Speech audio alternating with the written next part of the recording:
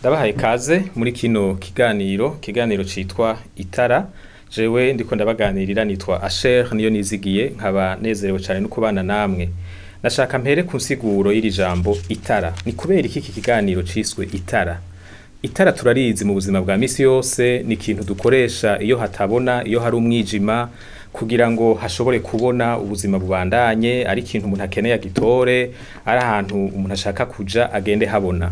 Si ikintu rero gishasha, ijambo itara risanzwe riri mu majambo dukoresha, amatara ari mu mazu yacu, kandi igikorwa c'itara turakizi, ni igikorwa cyo kumurika ahatabona. Ariko iri jambo itara riri no mu ijambo ry'Imana, si jambo riri mu mvugo ya misi yose gusa, turanaribona mu ijambo ry'Imana. Rero iki kiganiro ahanini cubakiye ku nsiguro y'itara tubona mu ijambo ry'Imana.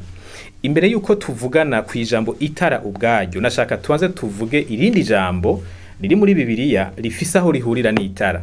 Ni jambo tubona mu cete ca mbere intumwa Paulo yandikiye abakristo b'i Tesalonike ku gice ca 5 uhereye ku murongo wa 5 ugushika ku murongo w'11. Ndaja kuhasoma, abafise Bibiliya tujane, ariko mushobora no kunkurikira. Tesalonike ba mbere 5 kuva kuri 5 gushika kuri 11. Havuga ngo kuko mwese muri abana b'umuco n'abana b'umurango, ntiturabijoro canka b'umuzimagiza. Nuko rero ntidusinzire nka babandi, ariko twame tugavye twirinde ibiboreza, kuko abasinzira basinzira mwijoro n'ababoregwa baboregwa mwijoro. Ariko tweho ko turi ab'umurango twirinde ibiboreza, twambaye icuma gikingira igikiriza cyo kwizera n'urukundo, kandi twambaye nk'inkofero ukwizigira agakiza. Kuko Imana itadushiriyeho kuturakira, ariko yadushiriyeho guheshwa agakiza n'umwami wacu Yesu Kristo. Niwe yadupfiriye kugira ngo tubaneho nawe, ari iyo turi maso, no kuvuga turi bazima canke dusinziriye itiro ry'urupfu. Aya majambo avuga ku kuntu ngo turi abana b'umuco, kandi ngo kubera turi abana b'umuco ngo biradusaba kubaho ukuntu kanaka. Mu mvugo ya misi yose hariho ibintu bikuranamwo. Iyo uvuze umuco, umuntu aca yumva yuko ukuyemwo umwijima. Niyo uvuze umwijima aca yumva yuko ukuyeho umuco.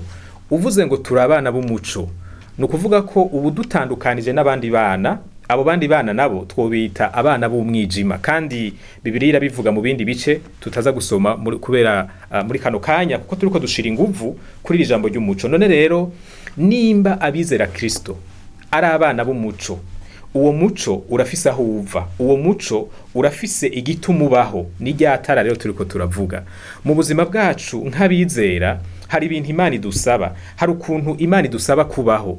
Ntitwemerewe kubaho uko dushatse kose. Hariho ibintu Imana yashize mu ijambo ryayo vyerekana neza mw'idonido ingene uwizera Kristo akwiye kubaho. Hariho ubuzima bw'umwijima, hakabaho n'ubuzima bw'umuco. Nk'abana b'umuco rero Imana iradusaba kubaho mu buryo bugaragaza vy'ukuri ko turi abana b'umuco. Muri amajambo twasomye havuzwemo ibikorwa bimwe bimwe dukwiye kwirinda. Akavuga ngo ivyo ni vya babandi bo mu mwijima, kubera turi abana b'umuco dutegerezwa kubaho ukunuku. Murumva ko ntariko ndabijamwo mw'idonido, kubera nzi ko tuzobironkera kanya tukabijamwo tukabiganira tuvyitondeye. None rero mpereye kuri iri jambo twasomye muri iki cete ca mbere Paulo yandikiye abakristo b'i Tesalonike, abantu bose bakiriye agakiza n'abana b'umuco, kandi uwo muco urafise isoko, kandi uwo muco urafise ingaruka ku buzima bwabo bwa misi yose. Iki kiganiro n'ibindi bizokurikira bifise intumbero imwe. Izi nyigisho zitwa itara zifise intumbero imwe, niyo kutwereka ingene uyu muco w'Imana, iri tara ry'Imana rimaze kumurikira mu buzima bwacu, ingaruka rigira mu kuntu tubaho, mu ngingo dufata, mu kuntu dutumbereza ubuzima bwacu n'ibindi. Hariho ibintu twasezeye tutacemerewe gusubiramwo. Mbega ivyo bintu nibihe? Tubibonerahe? Biza biturutse muri wa muco, kuri ryatara tuza kubona mu kanya. Ijambo rya kabiri nashaka ko dusangira muri ino siguro nyene yo kuvuga insiguro y'itara icarico n'umuco icarico, ni jambo riri mu Banyefeso igice ca 4 ku murongo w'indwi gushika ku murongo w'12. Iri jambo naryo risomye usanga aho kuvuga abana b'umuco, ahubwo ryo rivuga ku bikorwa vy'umuco. ivyo bikorwa vy'umuco ubifatanije na rimwe duhejeje kubona mu Tesalonike uca usanga bwa bundi ikiranga abana b'umuco ni ibikorwa vy'umuco. Nti kwitwa umwana w'umuco si ibintu bigarukiraho nyene gusa, sizi n'umuntu yitwa gusa ngo bigarukiraho, birafise ukuntu vyigaragaza mu bikorwa vyiwe, mu bintu akora. Kuko muri ino si murazi ko harimwo ububasha bw'umwijima, hakabamwo n'ububasha bw'umuco, harimwo ububasha bw'iciza, hakabamwo n'ububasha bw'ikibi. Abantu bose bahisemwo kwizera Yesu Kristo nk'umwami n'umukiza wabo, bahisemwo kuja ku ruhande rw'umuco, bahisemwo kuja ku ruhande rw'iciza. Ugo ruhande rero rurafise ibintu biruranga. Nkuko nabivuze, abari kuri ugo ruhande bitwa abana b'umuco. Ariko uretse kwitwa abana b'umuco, ni n'abantu ibikorwa vyabo vyitwa ibikorwa vy'umuco. Ni ibikorwa bitandukanye n'ibikorwa by'abatari mu muco. Aha naho nyene mu ntunge sinza kubijamwe mwidonido, kuko tuzoronka umwanya wo kubiganira turabe neza icimana idusaba mu buryo bw'ibikorwa. Wanashaka ibikorwa dukora biba bikomoka mu vyo twemera nk'ukuri, mu vyo twizera, bimwe bita système de croyance mu gifaransa. Gwa rufatangane rw'ibintu twinjije mu bwenge bwacu tukavyakira nk'ukuri, maze ugasanga nivyo biriko biravamwo ingingo dufata mu buzima bwa misi yose, nivyo biriko biravamwo ibikorwa dukora, nivyo biriko biravamwo ingeso zacu. Ivyo vyose Imana ishaka ko bimurikirwa n'umuco kugira ngo bivyare bwa buzima bw'umuco Imana itwitezeko. Imana ihabwe icubahiro. None rero maze kuvuga kuri ibi bibiri, abana b'umuco, ibikorwa vy'umuco, nashaka turabe rero iyo wa muco nawo uza uva. Mbega umuco canke iritara mu vy'ukuri niki? Ijambo tuza kwisunga ryanditswe muri Zaburi igice c'119 ku murongo w'105. Niho tubona amajambo avuga kwitara. Navuze yuko umuco ugira aho uturuka, ugira ikintu kiwutanga mu buzima bwa misi yose. Iyo atari ibuji canke izuba, abari torche canke abari itara. No mwijambo ry'Imana rero wa muco twabona urafise aho uva, si ibintu bipfa kwiyadukiza. Zaburi 119 ku murongo wa 5, ku murongo w'105 havuga ngo ijambo ryawe ni itara rimurikira ibirenge vyanje, n'umuco umurikira mu nzira yanje. Murabona hano muri uno murongo ijambo ry'Imana rifatanya itara n'umuco, kuko nkuko nabivuze umuco ntushobora kubaho udafise ikintu kiwutanga. Umuco wamugira aho uva. Turabana b'umuco nivyo, dukora ibikorwa vy'umuco nivyo, canke dusabwa gukora ibikorwa vy'umuco, ariko si umuco wari wo wose. N'umuco ufise aho turuka ku Mana, kuko Imana ariyo itwigisha ingene dukwiye kubaho biciye mu ijambo ryayo. Rero tutagiye muri birebire, usomye no majambo biraboneka neza yuko iki kintu twita itara ni ijambo ry'Imana. Uyu muco tuvuga umurikira mu buzima bwacu ni ijambo ry'Imana. Imana iremeza ko ijambo ryayo ngo ari ryo tara rimurikira ibirenge vyacu, kandi ngo ari wo muco umurikira mu nzira yacu. Ano majambo abiri mu nkundire tuyatebeko gatoya.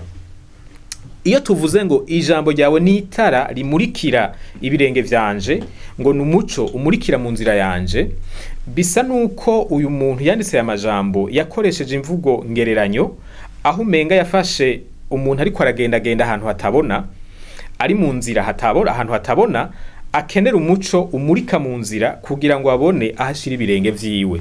Iyo uravye imico ya kahise k'Abayuda ababandikiwa no majambo, usanga mu kuntu batahura ubuzima, babona ubuzima nk'urugendo, babona ubuzima nk'ikintu umuntu atangura hanyuma akazogira urugendo rwaco, maze akazogera igihe urwo rugendo rurangira umuntu akava muri ino si. Ino mvugo ngereranyo rero y'urugendo, iyo umuntu ariko aragenda mu nzira kandi agenda n'amaguru, bikenewe yuko ibirenge vyiwe bihonyora ahantu habona, ashobora kubona hagira shira ikirenge ciwe. Ni imvugo itwereka ingene ubuzima bw'abantu bubaha Imana bumeze nk'urugendo.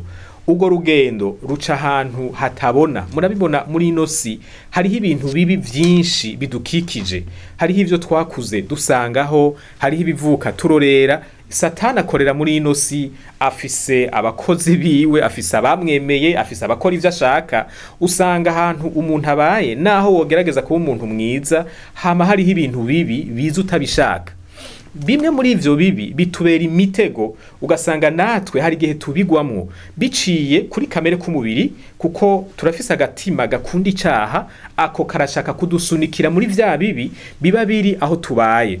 Ibindi navyo bica mu vyizegwa tuba twarakiriye mu bwenge bwacu, bivanye n'imico twakuriyemwo, bivanye n'abagenzi dufise, ivyumviro vyabo usanga vyaratwinjiyemwo, bivanye n'ivyo twabwiwe mu miryango twakuriyemwo, bivanye kumbure n'ivyo umuntu yasomye hirya no hino, ugasanga twarinjije mu bwenge bwacu ivyizegwa canke ivyumviro vy'uburozi, maze ivyo vyizegwa n'ivyumviro bitari vyiza bigatuma dukora ibintu bitameze neza. Rero kuba muri ino si uri umukristo bimeze nko gufata urugendo ahantu hatabona, bigasaba yuko ukenera itara rikumurikira kugira ngo uri kuragenda ntugende uratsitagurika.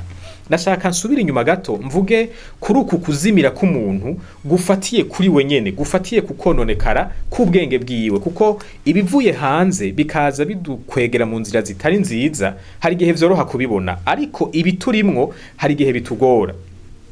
Inkuru ya Eva benshi muri mwebwe murayizi. Eva na Adamu nibo bantu bambere baremwe, hanyuma bamaze kuremwa Imana yabashize mwitongo, iraheza ibaha ivyamwa bitandukanye, mugabo irashiraho ibiti bibiri, irababwira ko ivyamwa vyavyo kizira yuko babikorako. Kimwe muri ivyo biti cari igiti ngo cama ivyamwa bifasha kumenya iciza n'ikibi. Hanyuma Imana iravuga ngo nimwabiryako muzopfa. Hanyuma Eva aragira igihe inzoka iramuganiriza, iramubarira ko Imana yabeshe, izana ugukekeranya mu bwenge bwiwe, maze nawe ahitamwo kuvyirabira akoresheje amaso yiwe. Aravuga ati ivyo Imana yavuze reka maze ndabishire hasi, nirabire jewe n'amaso yanje, nanje ndabe ko ico giti vy'ukuri ari giti ciza canke ari giti kibi. Abamenyereye gusoma Bibiliya murazi ko amaze kuraba ico giti ngo yasanze ari giti ciza ngo kibereye kuribwa. Uravye ivyo Imana yavuze kuri kirya giti n'ivyo Eva yavuze kuri kirya giti biranyuranye.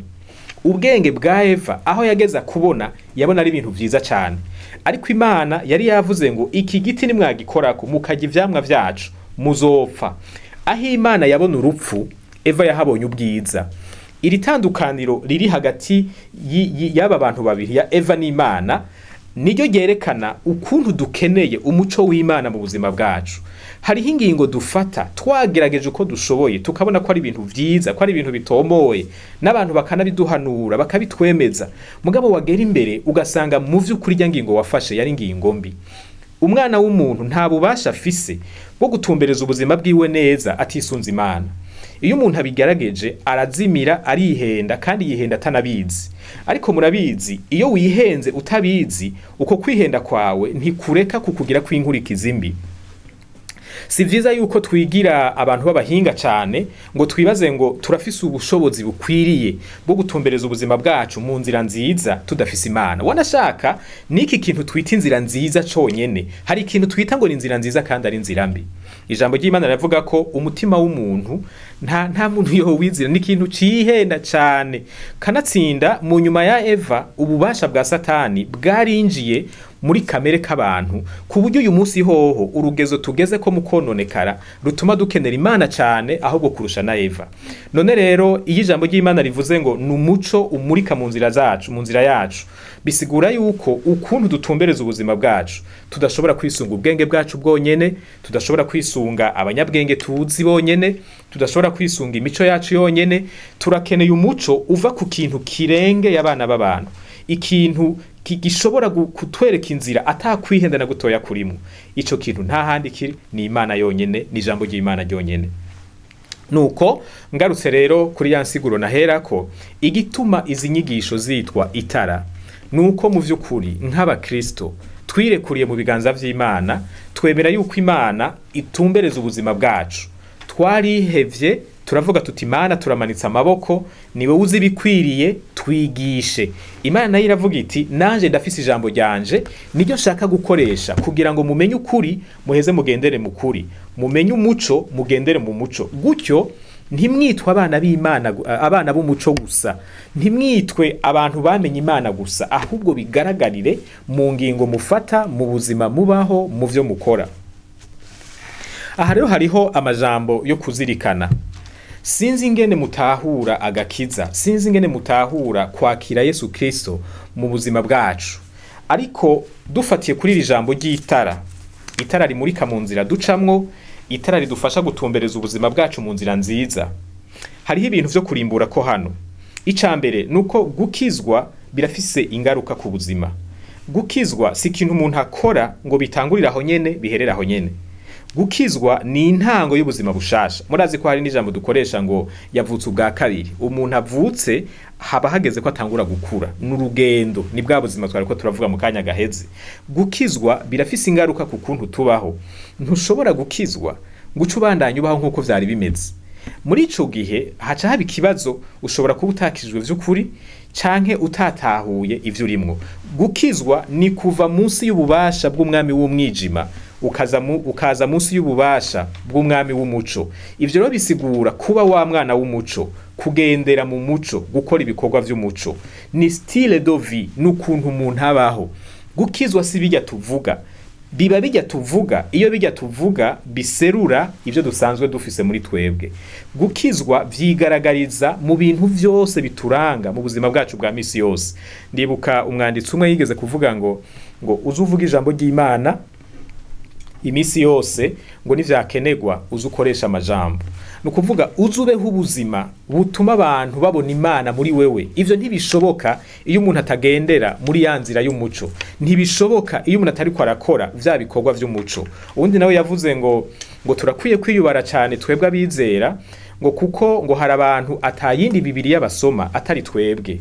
Mu gusoma iyo Bibiliya baraba ibikorwa dukora, baraba ingeso zacu, baraba ingene tubayeho, style de vie yacu. Nico gituma ari ivy'ikimazi cyane bantu b'Imana iyo tumaze kwinjira mu muryango wayo kubaho nk'abawurimwo koko, ntibibi ibintu vy'amajambo gusa. Uretse ivyo kurimbura, hariho n'ivyo kwiyubarako. Muramaze kubona ko umuntu ashobora kwinjira mu gihugu, dufate nk'igihugu atari icavukamwo, akakibamwo mugabo ntamenya amategeko yacu, canke akamenyamwe ariko ntamenya yandi. Kandi ivyo ntibishikira abantu b'abanyamahanga gusa. Umuntu arashobora no kuvukira mu gihugu mugabo akakibamwe atazi amategeko yacu. Aha mvuze amategeko n'uwundi muco, ni ikindi kintu kwita umuco gitumbereza ubuzima bw'ababa mu gihugu kanaka, mu nzira kanaka, uburongozi bw'ico gihugu bwiyumviriye ko ari yiberanye n'abantu baba muri ico gihugu. Iyo umuntu abaye mu gihugu atazi amategeko yacu, inkurikizi zimushikako nuko usanga ariko akora amakosa atayazi. Gukora amakosa utayazi ni inkurikizi y'ukuba ahantu utazi bihagenga. Ubwami bw'Imana, murumva n'iryo jambo ubwami rirafise ico risigura. Ubwami bw'Imana burafise ukuntu butunganije, burafise ingingo zibugenga, burafise ibigenga ababurimwo. Ubwami bw'Imana si soko, si ahantu umuntu wese agenda uko ashaka, si ahantu umuntu wese akora ivyo ashaka, si ahantu umuntu wese ivyo yiyumviriye vyose aca afata ko ari ukuri. Ubwami bw'Imana burafise amategeko abugenga, burafise ivyizegwa ngendo, ivyizegwa bigenga ingendo z'ababurimwo. Ubwami bw'Imana burafise ibikorwa biranga ababurimwo. Kutamenya ivyo bituma umuntu yitwa ko ari mu bwami bw'Imana, ariko inyifato ziwe zitagaragara nk'iz'umuntu vy'ukuri ari muri ubwo bwami. Aha n'ahantu ho kwiyubara cyane, kuko hariho ijambo Yesu yavuze muri Matayo igice c'indwi ku murongo wa 21 gushika ku wa 23, ahavuga ngo abazokwakirwa, abazokwemegwa, abazokwinjira mu bwami bw'Imana, ngo si babandi bamvumereza ngo mwami bazi kuvuga mwami inshuro nyinshi, ngo ariko ngo ni abakora ivyo Data wo mwijuru ashaka bonyene. Hanyuma yavuze ngo hariho abantu benshi ngo bazoza ngo bavuga ngo mwami twakoze ibi, twakoze biriya, twaravugishijwe, twaragize ibiki, twarukanya amadayimoni, ngo baza bitwaje ibikorwa bakoze, ariko ngo aca babarira ngo mu vy'ukuri mumbabarire nta hantu na hamwe ndabazi, ahubwo ndabasavye mu kinjure hakiri kare muveho. Birashoboka ko umuntu yibaza ngo ari mu bwami bw'Imana ariko atanabuzi, agakora ibikorwa abantu babona umenga ni ivy'ubwami ariko ataburimo. Nico gituma ari ivy'igiciro cane kumenya ijambo ry'Imana, kwiga ijambo ry'Imana, kurireka rikanyengetera mu vyiyumviro vyacu, rigahindura ivyizerwa bigoramye biri muri twebwe, rikagorora ibikorwa bitameze neza dukora, rigakosora ingeso mbi tugenderamwo, kugira ngo ubuzima bwacu bugendere muri ya nzira imurikiwe n'umuco w'ijambo ry'Imana. ndabakengurukiye cyane kuri uyu mwanya tumaranye, mwakoze cyane gutega amatwi kino kiganiro, kandi nashaka kubatera intege ngo muze mubandanye tuzobane no mucigwa mu kiganiro kizokurikira. Imana ibahezagire, ibashoboze kugendera mu muco w'ijambo ryayo, itara ryayo ribandanye rimurika mu nzira zanyu, maze namwe mwisunge iyo nzira mukurikije uko itumbereye, mudakurikije ivyiyumviro canke ivyizerwa biri hano mw'isi. Imana ibahezagire, murakoze.